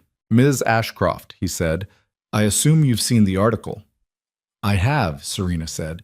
Then you understand that several of our member organizations are now in a position of significant uncertainty regarding their lease exposure. I understand they're in a position of significant uncertainty regarding their knowledge of their lease exposure, she said. The exposure itself has existed for some time. A pause. He didn't like that. She could hear him not liking it. Be that as it may, he said. The public disclosure of this information has created a situation that requires management. Our members are calling for an emergency council session. They're requesting your presence. When? Tonight. Serena looked at Veronica, who was on the desk phone but watching her, one eyebrow fractionally raised. The Veronica Hale version of alarm. I'll need to consult with my attorney, Serena said. Of course. But Ms. Ashcroft, I want to be direct with you. There are interests represented in this council that extend well beyond real estate. The kind of interests that prefer resolution to conflict and have resources to pursue either. He paused, letting that breathe. We'd like very much for this to be a resolution conversation. So would I, Serena said. I'll call you back within the hour. She ended the call. Veronica hung up her own phone at the same moment. They looked at each other across the conference room table with the documents spread between them and the city going about its business beyond the window. Holt, Serena said. I gathered. Veronica came back to the table. She sat down and folded her hands and looked at Serena with the expression she wore when she was about to say something the other person might not want to hear. The Business Council represents 11 major operators with trust property lease exposure. 3 of them have, she chose the word carefully, complicated business histories. Luca's kind of complicated, Serena said. Adjacent to it, yes. He organized this, Serena said. The leak, the council meeting, all of it. He walked out of this building and made 3 calls and had this assembled inside an hour. It appears so. Serena pressed her fingertips against the table. He wants me in a room with 11 people who are angry and have resources, and he thinks the weight of that will... She stopped, finished the thought internally. Will make me fold. Will make me settle for less than I'm owed, because the alternative is a coalition of powerful men making my life difficult in ways that go beyond property law. She looked at Veronica. Can they actually do anything? She said. Legally. The trust is documented, the trustee registration is filed, the leases are what they are. Can a business council emergency session change any of that? Not directly, Veronica said, but they can make the practical administration of the trust significantly more complicated. They can challenge lease terms. They can dispute property valuations. They can file injunctions, none of which will succeed ultimately, but all of which take time and money and create the kind of sustained pressure designed to make you prefer a negotiated settlement, which is what Luca wants, Serena said. A negotiated settlement on his terms, control over the process. Yes. And if I don't go to the meeting? Then the signal you send is either confidence or weakness, depending on how you frame it. Not going without explanation reads as fear. Not going with the right explanation reads as... Veronica paused. Something else entirely. Serena stood up. She walked to the window. 31st floor, the city at eye level, the way she preferred it. She looked at the buildings across the street, at the people moving on the sidewalk below, at the ordinary Thursday afternoon proceeding without any knowledge of or interest in what was happening in this room. 47 properties, 11 council members, 1 gala in 5 weeks, in a ballroom she owned. She turned back. I'm not going to the emergency session, she said. I'm going to send a letter, tonight, to each council member individually from this office, formally introducing myself as the Ashcroft Trust's controlling trustee, confirming that all existing lease agreements will be honored through their current terms, and inviting each party to schedule individual consultations at their convenience. Veronica looked at her. That's, she started. It removes the coalition dynamics, Serena said. Luca needs them angry and collective. 11 angry people in a room build off each other's energy. 11 people who've each received a courteous individual letter from their landlord have a different conversation with themselves. She came back to the table. And it's the correct thing to do. These businesses have legitimate lease exposure concerns. They deserve a real answer. They don't deserve to be used as Luca's pressure tactic. Veronica was quiet for a moment. Your grandmother, she said, would have made the same call. I know, Serena said. Write the letters. I'll review them by 4. She picked up her phone and called Richard Holt back. Mr. Holt, she said when he answered, I won't be attending the emergency session this evening. You'll receive a formal letter from Hale and Associates within the hour. I'd suggest you read it before the session begins. A silence. Ms. Ashcroft. Good afternoon, she said, and ended the call. She sat back down. Her back was screaming. The low chronic ache had sharpened in the last hour, the kind of pain that came from sustained tension in muscles already taxed by the pregnancy. She pressed her hand against the small of her back and breathed. You need to eat something, Veronica said. I need to finish this. You need to eat something and then finish this. Veronica's voice carried something that wasn't quite maternal, but was adjacent to it. The tone of someone who had been watching over this situation for longer than Serena knew and was not going to stop now. You have a child to consider. Serena looked at her. I know, she said, softer. I know. Buying. The 11 letters went out at 4:45. By 6 o'clock, 3 council members had responded with requests for individual consultations. By 8, 2 more had replied. Richard Holt's office did not respond, which told Serena that Holt remained in Luca's camp, or at least in the camp that was waiting to see how the coalition held before committing to anything. The coalition didn't hold. Luca would discover this the following morning when he walked into the business council emergency session and found that instead of 11 allies, he had 6, and that 3 of those 6 were already having private second thoughts, and that the energy in the room was less organized fury and more anxious self-interest. The energy of people who had looked at the individual letter from the Ashcroft Trust and thought, "My lease is fine through its current term, and this woman seems like someone who knows exactly what she's doing." He left the session after 40 minutes. Curtis called Veronica's office at noon. "He wants to talk about the gala," Curtis said. "The gala," Veronica said, "is not a negotiating point. The venue contract is a trust matter. He's aware of that. He wants to discuss the public nature of the situation, the award ceremony. He'd like to know if there's a way to—" "The gala proceeds as scheduled," Veronica said. "The award committee has been notified of the ownership change. Their determination about the event is entirely their own. If Mr. Moretti has concerns about the event, he should address them to the award committee." A pause. "He's going to receive the award," Curtis said. "He intends to be there." "He's welcome to attend any public event held in a trust property," Veronica said. "The trust does not control guest lists." She ended the call and looked at Serena, who had heard every word from across the desk. "He's going," Serena said. "He's going." Serena nodded slowly. She understood it. Luca was going to stand in that ballroom and receive that award because walking away would be its own form of defeat, a public concession, and he was not yet at the point where he could absorb that. He was going to put on the custom tuxedo and stand at the podium and hold the thing and perform the version of himself that the city had always known, the version that occupied space without apology, and he was going to hope that the performance was convincing enough to hold the remaining pieces together. She understood it because she understood him still, despite everything. 8 years of knowing a person leaves you with their architecture even when you no longer want to live in it. "What's the award committee's position?" she said.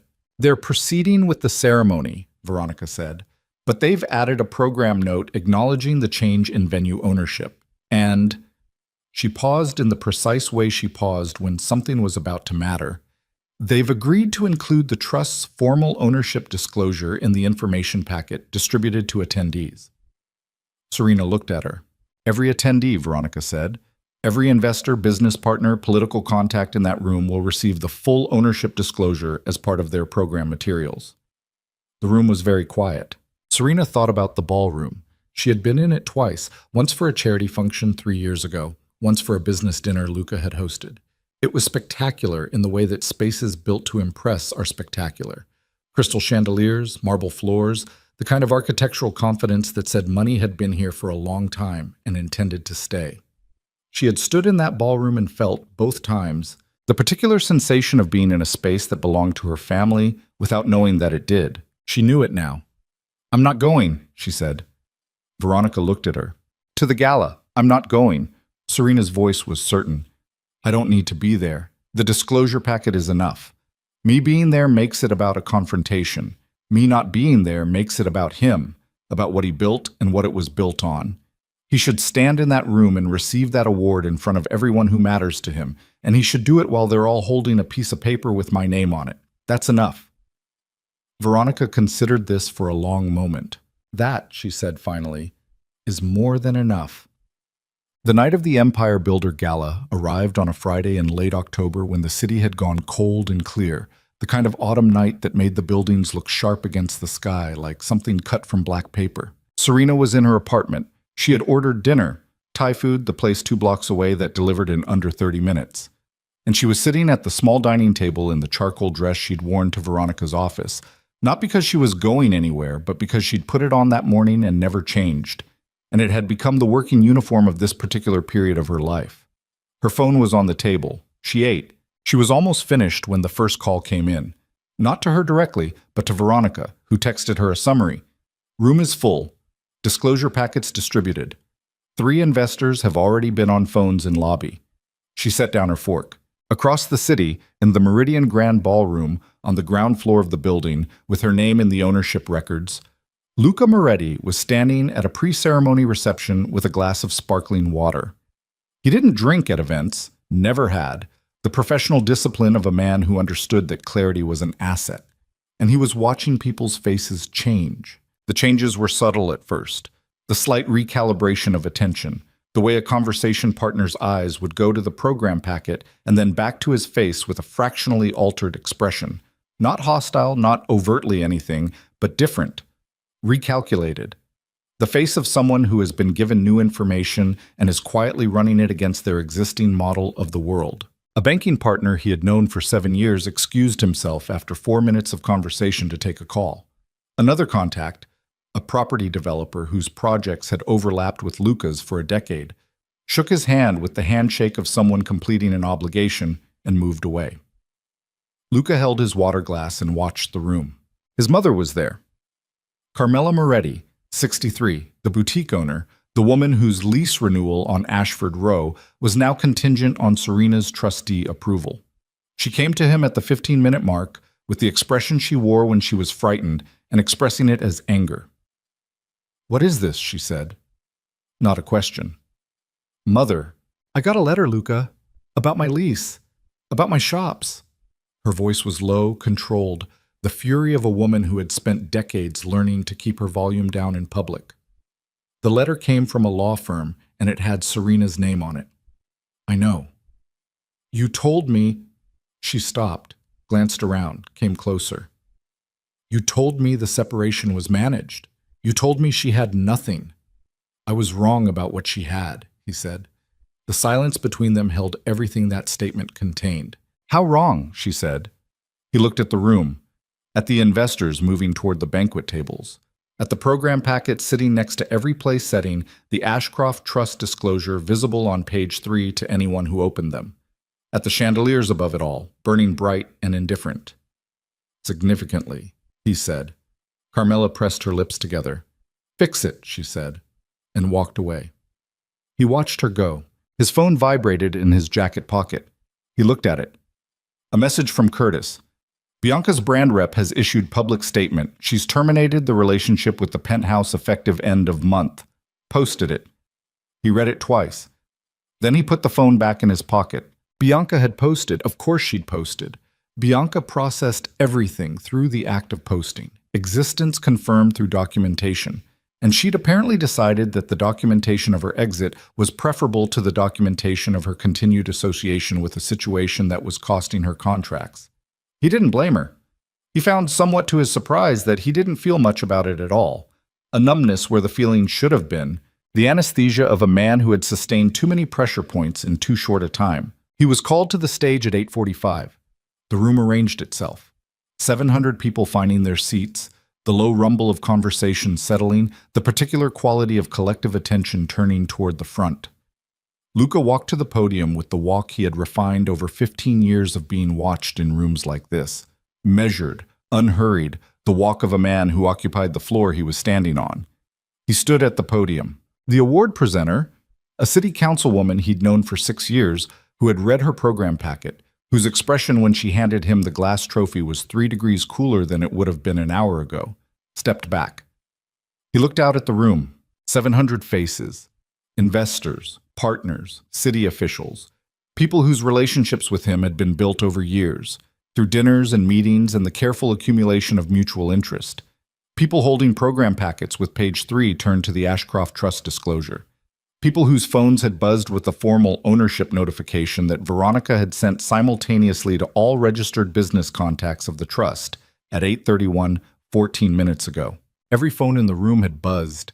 He had felt the collective vibration of it from backstage, the sound of 400 phones registering a notification at the same moment, not loud, but pervasive, the distributed hum of information arriving everywhere simultaneously.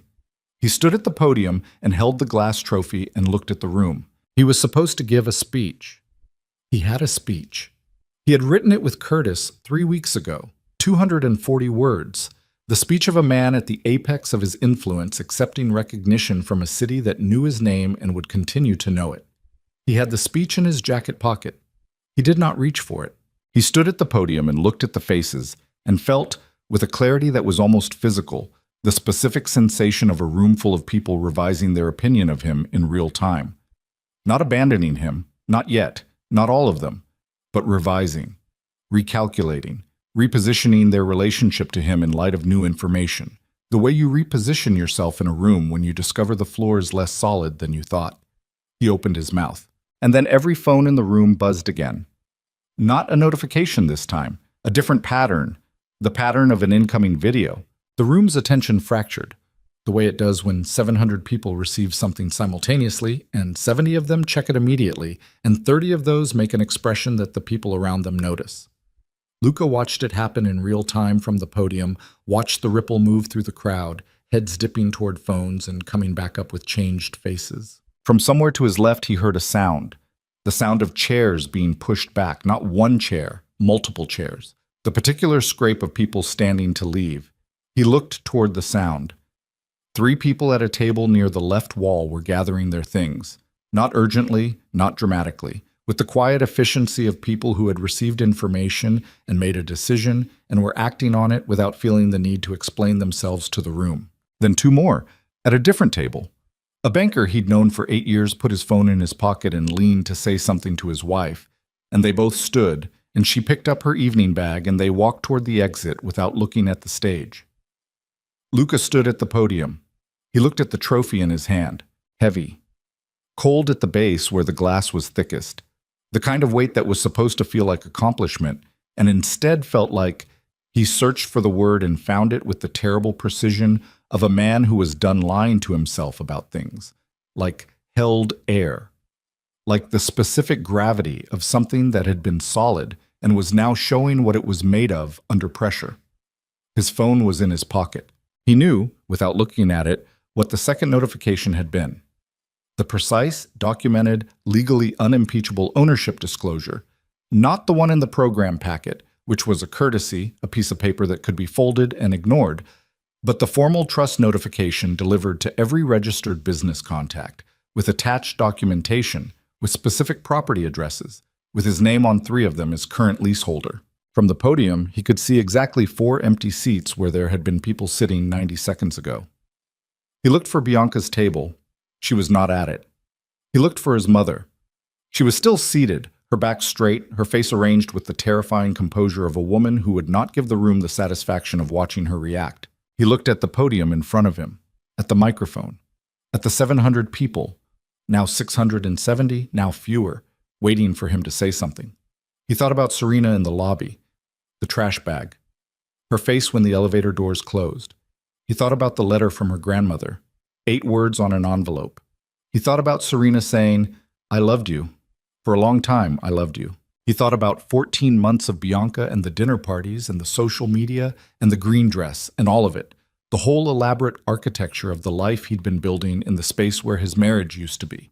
And he felt, standing at that podium holding that trophy, the precise moment when a structure built on insufficient foundation understands what it is. He looked out at the room. He said, "Thank you." 2 words. That was all. He stepped back from the podium. He walked off the stage. He walked through the backstage corridor and out the service exit at the rear of the building and stood in the cold October air in the alley behind the Meridian Grand Ballroom, and he breathed. In and out. The air tasted like exhaust and autumn and the specific coldness of a city that didn't care about any individual thing happening inside it. His phone buzzed, a text from a number he didn't recognize. He looked at it. The ballroom is owned by the Ashcroft Legacy Trust. The trust's controlling trustee is Serena Ashcroft. You are standing in her building. No signature, no follow-up message. He looked at the phone for a long time. Then he looked up at the building behind him. 52 floors of glass and steel and the architectural confidence of old money rising into the black October sky. Somewhere up there, on the floor he had been living on for 4 years, in the apartment that was not his apartment in the building that had never been his building. His things were in the closets, and his name was on the lease, and Bianca's exit had been posted to social media 40 minutes ago. Somewhere across the city, on the 18th floor of a building with a different address, Serena Ashcroft was eating Thai food at a small dining table and her phone was showing her the notifications as they arrived. The message from Veronica, the social media posts, the tracking of investors leaving the gala in real time through the eyes of the Trust's documentation team. And she was reading them with the steady attention of a woman who had prepared for this moment for longer than she'd known she was preparing for it. He put the phone in his pocket. He stood in the alley. The service door opened behind him. A waiter in a white jacket came out carrying a bag of trash. The actual physical kind, black plastic, the same kind he'd handed Serena on a Tuesday morning that felt like it had happened in a different life, and nodded at him without recognition and tossed it in the dumpster and went back inside. Luca looked at the trash bag in the dumpster. The cold air moved through the alley. Inside the ballroom, 650 people were sitting with program packets and ownership disclosures, and the particular kind of silence that descends when the main event has ended unexpectedly and nobody is quite sure what the appropriate response is. The award sat on the podium where he'd left it. Nobody had picked it up yet. And in Veronica Halo's office, the documentation team had already begun compiling the evening's record. The timestamps, the notification confirmations, the attendance tracking, the social media documentation of Bianca's public exit, each piece a tile in the legal mosaic that was now, after tonight, essentially, the documentation team finished their compilation at 11:47 that night. Veronica sent Serena the summary file at midnight with a single line of text beneath it. "It's done. Get some sleep." Serena read the file. She read it the way she'd been reading everything for the past 3 weeks, thoroughly, without rushing, without letting the emotional weight of any individual item pull her off the factual ground. The gala attendance numbers, the notification confirmations, the time-stamped record of investor departures, Bianca's public statement, screenshotted and archived. The award, per the venue staff's end-of-evening report, had been retrieved from the podium by the event coordinator and placed in storage. Nobody had claimed it. She closed the file. She sat at the small dining table in the apartment on the 18th floor and looked at the window and the city beyond it, the nighttime version. The version that was all lit windows and dark spaces between them. The version that looked like a map of everywhere people were still awake. She pressed one hand flat on the table and one hand against her stomach and felt the baby's particular 3 a.m. restlessness beginning to stir. The familiar kick and shift.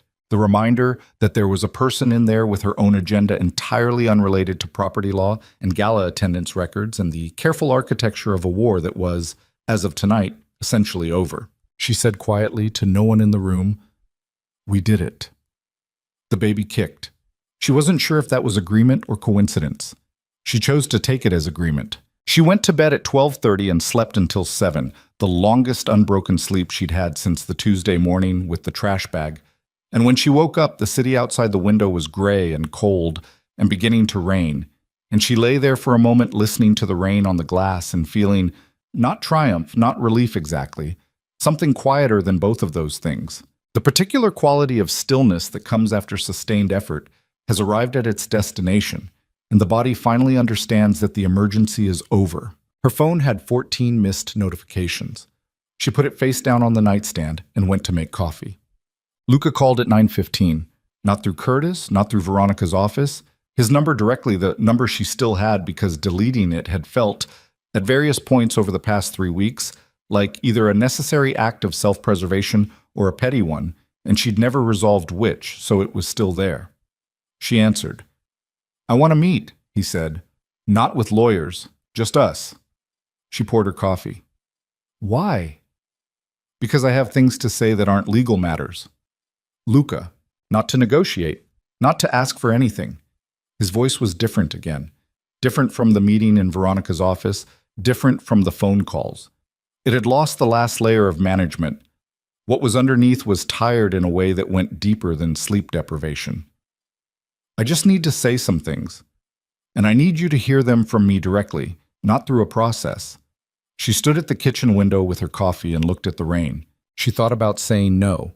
She assembled the reasons for it, the clean procedural logic of keeping everything through proper channels, the self-protective wisdom of not giving him access to the version of her that existed outside the legal framework, the simple fact that she didn't owe him anything. She held all of that. Then she said, "Noon.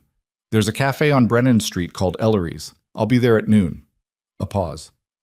"Thank you," he said. She ended the call and finished her coffee standing at the window, watching the rain move across the city in curtains, the kind of rain that didn't commit to anything, just persisted. Ellery's was the kind of place that had been there for 30 years and looked it. Worn wooden tables, mismatched chairs, the smell of coffee and old wood, and something baked. The kind of place that existed outside of the city's appetite for renovation because it had regulars who would have grieved it and an owner who wasn't interested in selling. Serena had found it 2 weeks ago, walking in the rain when her back had needed movement and the apartment had felt too small. She'd sat in the corner booth for an hour with a decaf and a book she wasn't really reading and felt for the first time since the Tuesday of the trash bag, something that resembled ordinary life. She arrived at 5 to noon. She took the corner booth. She ordered decaf and a piece of toast because the baby wanted carbohydrates constantly and she had stopped questioning it. Luca arrived at noon exactly. He looked like he hadn't slept in a way that went beyond last night. He was in a dark coat, no tie, the same fundamental uniform but wearing it differently. The coat slightly wrong on his shoulders, the way clothes sit when the person inside them has lost some structural certainty. He stood in the doorway of the cafe for a moment, spotted her, and came across the room. He sat down across from her. A waitress came. He ordered coffee, black, and the waitress left, and they sat with the rain on the windows and the cafe making its small background sounds, and the specific loaded quality of a silence between two people who have 8 years of history and no longer know which parts of it are load-bearing. "You look tired," she said. It came out without inflection, not unkind, not kind, factual. "I am tired," he said. She waited. He put both hands around the coffee mug the waitress had brought and looked at them. His hands. She had known those hands for 8 years, and they looked, this afternoon, like the hands of someone older than he was. "I didn't know about the trust," he said. "I know. I want you to believe that." "I do believe it," she said. "It doesn't change much, but I believe it." He nodded, his jaw moved. "The leak, the financial press article. I need you to know that was Curtis, not me. He made a call I didn't authorize. I found out after." He looked up. "I fired him." Serena looked at him. "That doesn't—" she started. "I know it doesn't fix it. I'm not telling you because I want credit. I'm telling you because I need there to be a true account of what happened, somewhere, even if it's only in this room." His voice was level, but she could hear the effort underneath the level, the specific effort of a man saying things he had not previously allowed himself to say. "I handled this wrong. From the beginning. The way it happened, the morning, He stopped. "The bag." She said nothing. "That was—" He paused for a long time, looking for a word that apparently wasn't available to him. "That was a contemptible thing to do. And I knew it when I did it. I told myself it was practical. I told myself you were strong enough to handle it, that you'd be fine, that—" He stopped again. "I told myself stories that made the thing I was doing easier to do. That's all I was doing, telling stories to make myself easier to live with." The rain on the window. Serena wrapped both hands around her own mug, the warmth of it. She looked at him and felt something she hadn't expected to feel. Not softness exactly, not forgiveness, but something more complex and less comfortable than either of those things. Recognition. The recognition of a person who had also, at various points, told herself stories to make the thing she was doing easier to do, who had stayed in a marriage past the point of staying in it, because the story she told about why she was staying was more bearable than the truth. They were not the same. What he had done and what she had done were not the same. But they were both people who had used narrative to survive the distance between who they were and what they needed to believe about themselves. "Why Bianca?" she said. Not accusatory. She actually wanted to know. He looked at the table.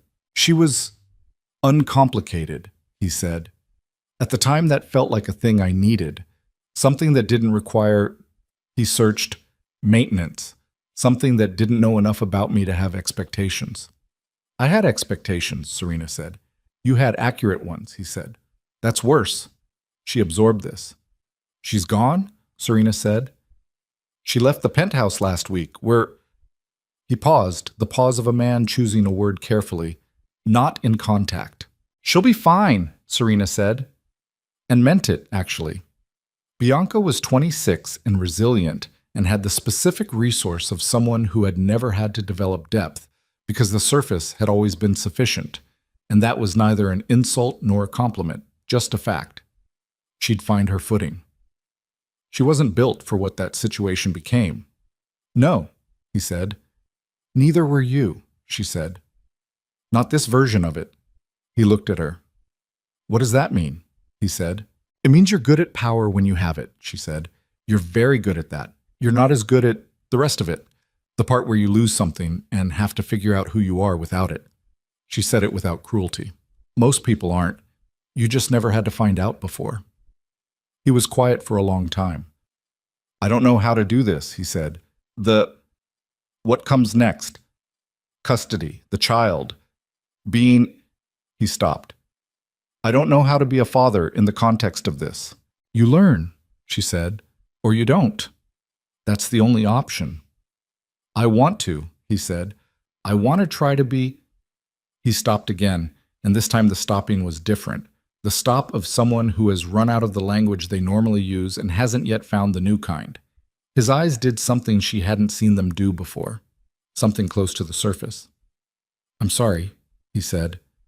I know it doesn't... It's not nothing, she said. Don't perform it. Don't dress it up. But it's not nothing. He nodded. They sat with that. The waitress came back and asked if they wanted anything else, and they both said no, and she left and the cafe went on around them, the ordinary afternoon business of a place that had been here 30 years and would be here 30 more, indifferent and warm. The penthouse, Luca said. Veronica's office will send the new lease terms, Serena said. For the operating company's office space, the tower on West Commercial. The penthouse lease will not be renewed. You have 45 days. He nodded. He'd known this was coming. She could see that he'd known and had been deciding whether to contest it and had decided not to. Your mother's boutiques, she said. The Ashford Row leases will be renewed at current market rate. She'll need to work with the trust's property management team for the paperwork. He looked up. She held his gaze. I'm not doing this to punish her, Serena said. She can keep her shops. The leases are renewable. But the renewal goes through the trust, and the trust is mine, and that's the way it is. It'll be difficult for her, coming to you. Yes, Serena said. I imagine it will. A beat. She should have been kinder to you, he said. Over the years. She wasn't kind to you, and I let that happen.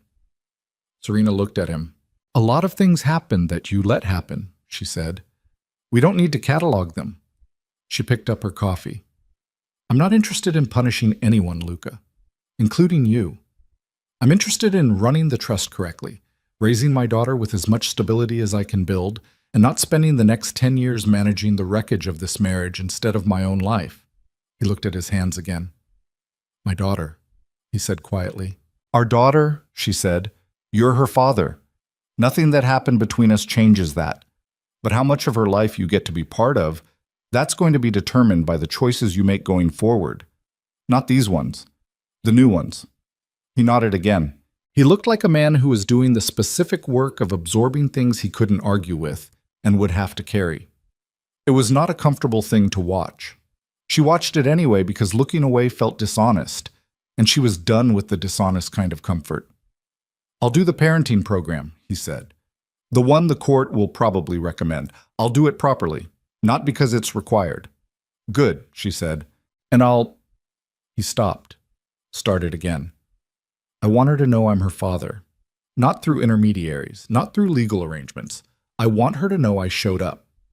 Then show up, Serena said, simply, without drama. He looked at her for a long moment. You're going to be extraordinary, he said. You know that. As a mother, you're going to be... Don't, she said. Not unkindly. Don't tell me what I'm going to be. I'll find out. He almost smiled. It was the ghost of the smile she'd fallen in love with 8 years ago. The smile of a man who had a sense of humor about himself under all the armor, and seeing the ghost of it was the strangest moment of the whole afternoon. Stranger than the legal meetings, stranger than the gala, stranger than any of it. The particular grief of recognizing someone you used to know in the face of the person they'd become. She felt it and let it pass through her and didn't reach for it or push it away. I should go, he said. Yes, she said.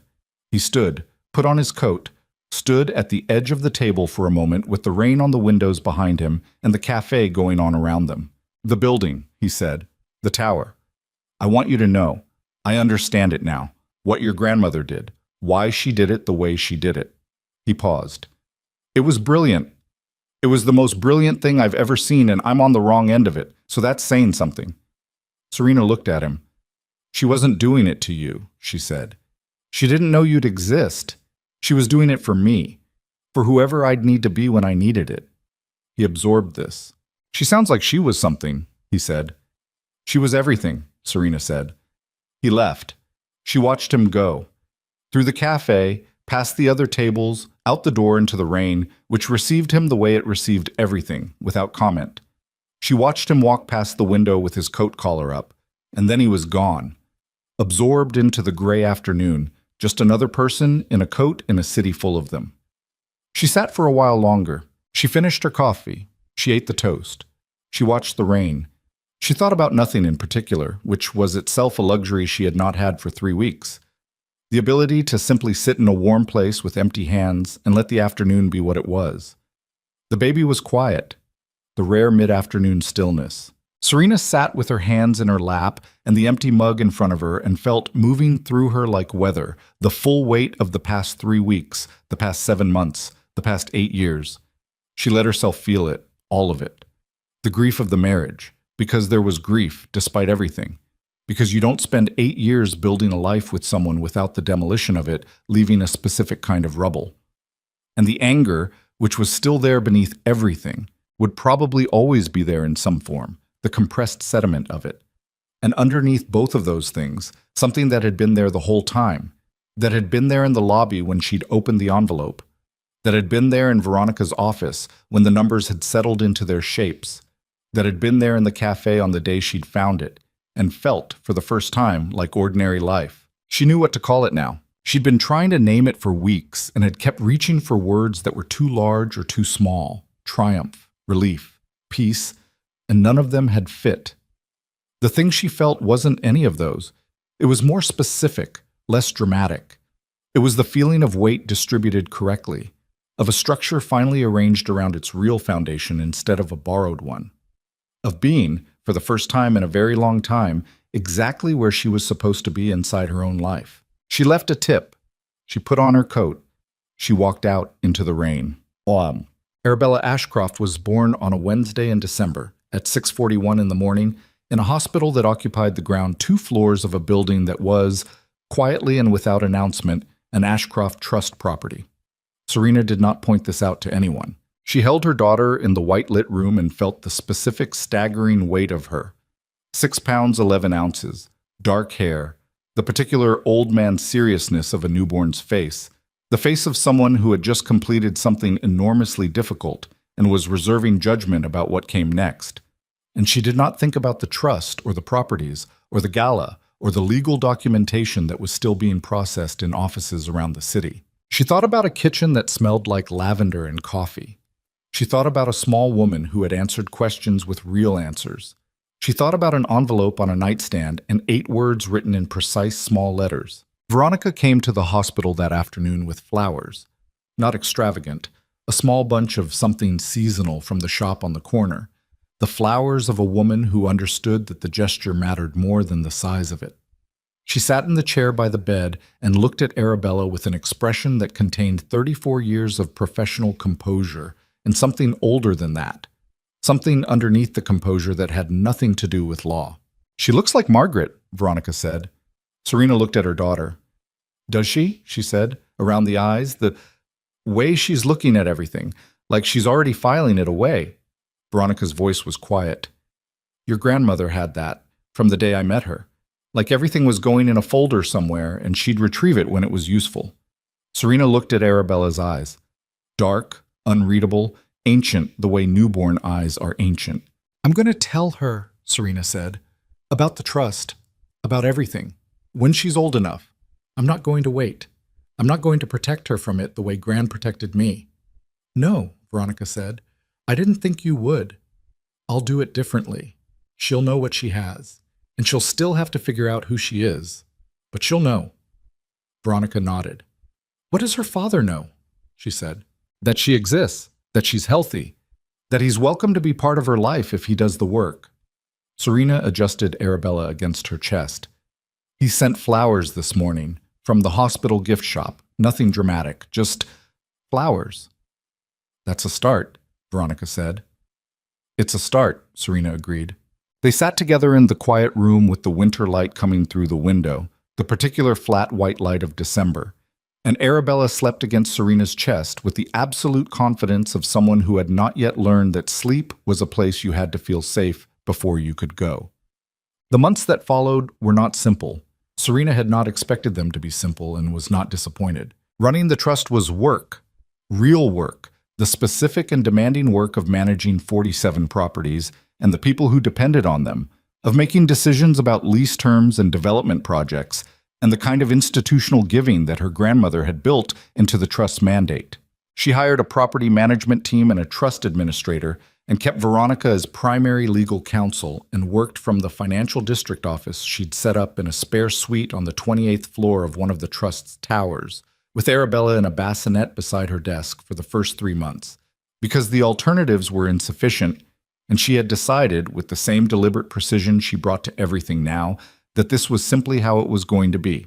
The Ashcroft Foundation, which she established in the trust's 6th month under her active management, focused on 3 things: housing stability for women leaving crisis situations, legal aid access for people who couldn't afford the kind of representation that had saved her, and financial literacy programs for women who had, as Serena had, spent years adjacent to wealth without understanding its mechanics.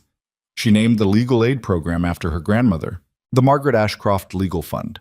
She liked the way it looked on the letterhead, small, precise letters, the handwriting she still saw in her dreams sometimes, still heard in the particular quality of silence that follows a real answer to a real question. Luca did the parenting program. He did it, Serena was told by the family court mediator, without complaint and without the particular kind of performance that men in his position sometimes brought to required processes. The performance of compliance that was actually resistance. He did it the way he apparently did things when he'd decided to do them, which was completely and without visible ambivalence. He began weekly visits with Arabella when she was 4 months old. He was awkward with her, initially, with the specific awkwardness of a powerful man holding something genuinely fragile for the first time and understanding that power was not useful equipment for this particular task. He kept coming anyway. Serena watched this from the regulated distance of their legal arrangement and felt about it what she felt about it, which was complicated and layered and not something she was going to simplify for the sake of a cleaner story. He was Arabella's father. He was becoming, in his imperfect and still learning way, present. That was not nothing. It was also not what she'd once thought their family would be. She held both of those things and moved forward. Carmela Moretti came to the Trust's property management office on a Tuesday in February to sign the renewed boutique leases. She wore the same kind of composed, armored face she always wore in situations she found humiliating. She sat across from the property administrator, not Serena. Serena had decided this should go through the office rather than be made into a confrontation, and signed 3 renewal agreements at market rate and received copies and stood to leave. At the door she stopped. She turned. "The child," she said, to the property administrator, which was the closest she could come, apparently, to the right audience. "Arabella, I'd like to... I understand if it's not..." She stopped. The armor showed a crack so small most people wouldn't have seen it. "I'd like to meet her, if that's permitted." The property administrator said she'd pass the message along. Serena, when she received it, sat with it for 3 days. Then she called the mediator. She did not do this for Carmela's sake. She did it for Arabella's, who would grow up and understand what grandmothers were, and would eventually ask questions that required answers. She did it because Arabella's life was not an extension of Serena's grievances, and never would be, not if Serena had anything to do with it. She did it because her grandmother would have done it. The first meeting between Carmela and Arabella happened on a Saturday in March, in a neutral location arranged by the mediator, with Serena present and Luca not present, because that felt like the right geometry for a first meeting. Carmela sat in a chair and held Arabella with the hands of a woman who had held babies before and knew how. And Arabella looked at her with those dark filing cabinet eyes and grabbed one of Carmela's fingers in her whole fist. And Carmela's face did something that Serena had never seen it do in 7 years of being this woman's daughter-in-law. It went soft, just for a moment. Just the crack widening to something you could actually see through. Serena watched it happen from across the room and felt it move through her. Not warmth, not forgiveness, not anything she could have predicted. Just the recognition that people contained more than their worst moments, and that the worst moments didn't always win, and that the child in that woman's arms was going to have a life that none of them fully controlled, which was terrifying and correct. 8 months after the gala, Serena stood before 400 women in the Grand Hall of the Ashcroft Foundation's first annual Financial Independence Summit. The hall was on the 4th floor of a building in the financial district. Trust property. She had always liked the symmetry of using the family's infrastructure for the family's purpose. She hadn't planned to speak personally. She'd planned to give the opening remarks she and her communications team had drafted. Professional, informative, the right balance of personal history and institutional vision. She had the remarks on a card in her jacket pocket. She didn't use the card. She stood at the podium with Arabella on her left arm, 8 months old, serious and watchful, wearing a yellow dress because it was the color she seemed to respond to most, which Serena took as early evidence of taste. And she looked out at the 400 faces and said what she actually wanted to say. She told them about the trash bag. She told them about the lobby. She told them about the envelope and the 8 words and the elevator and the way the city looked from the 31st floor when you understood for the first time what you were actually standing on. She told them about her grandmother, who had spent 30 years building something in silence and put it in an envelope and trusted that when it was needed, it would be opened, who had believed that strength discovered is different from strength given, who had been right and wrong in ways that had cost more than she'd intended and produced more than she'd planned. She told them about Veronica Hale, who had been waiting on a phone number for 9 years. She told them what the trust was and what the foundation was, and what both of them were going to do going forward, and she was precise and informative and careful with the numbers the way she was always careful with numbers. And then she stopped being informative. She looked at the room, at the 400 women, the specific texture of that many people paying attention, that much concentrated listening, and she said, "My grandmother told me that a woman doesn't become powerful when she gains wealth. I believe that. But I also think she'd have wanted me to add something she didn't put in the letter, maybe because she thought I'd figure it out myself, which I did, but it took longer than it should have." She shifted Arabella on her arm. "Power isn't the point," she said. "Power is a tool. You pick it up because you need it to build something or protect something or open something that won't open any other way. And then you use it for that. And then, if you're doing it right, you use it to make sure the next woman who needs it doesn't have to wait as long as you did." Arabella grabbed a fistful of Serena's jacket lapel and held on. "The door," Serena said. "My grandmother wrote that true power is owning the door that no one else can close. I know what she meant. I've lived what she meant. But the part she left out, the part I want you to hear, is that a door you own is only worth something if you open it." The room was very quiet. Then someone in the 3rd row started to applaud, and someone else, and then the sound moved through 400 people the way sound moves through rooms built for it, rising, filling the architectural space, bouncing off the high ceiling her grandmother's money had paid for in a building her grandmother had owned for 30 years. Arabella startled at the noise and then settled. Serena held her daughter against her chest and let the sound wash over them both, not performing anything, not managing anything, just standing in it. The applause went on for a while. When it settled, Serena looked down at Arabella, who was looking back at her with those dark ancient eyes and the expression of someone processing an enormous amount of information and reserving final judgment. "That's your great-grandmother's room," Serena said quietly, so that only Arabella could hear. "And then it was nobody's room for a while. And now it's ours." Arabella looked at the room, looked back, grabbed the lapel tighter, and held on.